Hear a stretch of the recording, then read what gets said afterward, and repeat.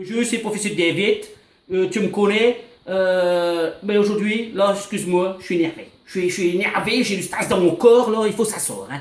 Bon, écoute, la semaine dernière encore, j'ai vu dans la presse, il y a des savants, ils font des greffes de méduses sur des moutons. Je dis non, il faut laisser tranquille les méduses. Hein.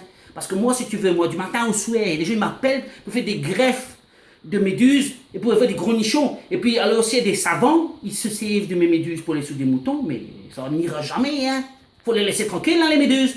Alors, imagine un petit peu, moi, j'endors une gonzesse, elle est venue me voir, elle me dit, professeur David, fais-moi des gros nichons. Et puis là, je l'endors et elle se réveille, et comme j'avais plus de stock, elle se retrouve avec un seul petit nichon, comme ça.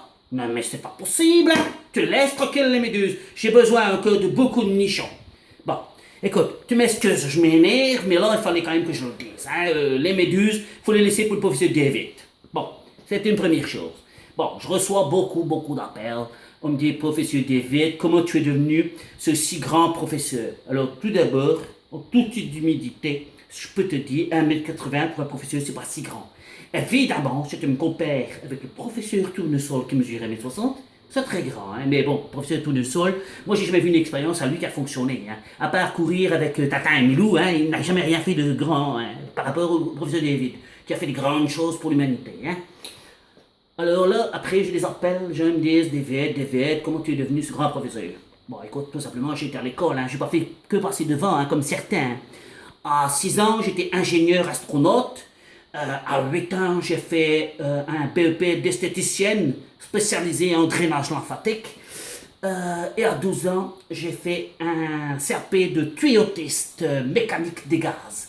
Si tu veux, ma spécialité, c'est le trou de cul. Mais j'ai laissé ça derrière moi et je me suis lancé dans d'autres expériences. Tu sais très bien de quoi je parle. Hein. Alors, ensuite, on me dit, David, tu es toujours la star du show business. Peux-tu nous parler de tes expériences dans le show business?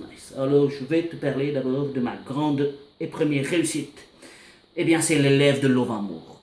Lovanmour, elle est venue me voir. Elle avait des petites lèvres, on aurait dit un oiseau, on aurait dit un bec. Elle voulait des lèvres pulpeuses. Et moi, le professeur David, j'ai dit, la solution pour toi, Lova, c'est des limaces. Je lui ai trouvé 2 magnifiques limaces. Et je lui ai dit, attention Lova, mets pas tes trucs dégueulasses dans ta bouche parce que sinon elles vont devenir trop grosses et trop charnues. Elle m'a pas écouté, elle lui a explosé à sa gueule, je te dis, c'était pas beau. Hein. Ensuite, bon, ma spécialité, le nichon. Et là, j'ai fait Lolo Ferrari. Mais je peux te dire, j'ai fait toutes les mers du monde, je ne trouvais jamais de méduse assez grosse pour elle. Alors j'ai eu une idée.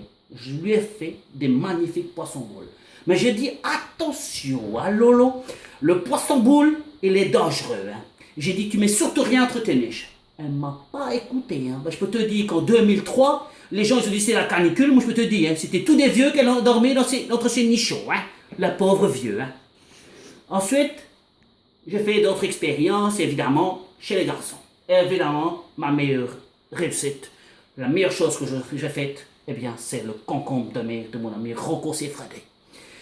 Je lui en ai trouvé un grand, un beau, un musclé. Je peux te dire que ce concombre de mer-là, il en a tué des choses. C'était un mastiqueur. Hein. Bon, j'ai toujours appelé de toute façon le mastiqueur de San Pellegrino en italien. Enfin, tu vas me dire, professeur David, t'es une star, mais je sais rester abordable. Alors si tu cherches à voir des gros nichons, eh bien, tu n'hésites pas, tu m'en perds là. Niniche!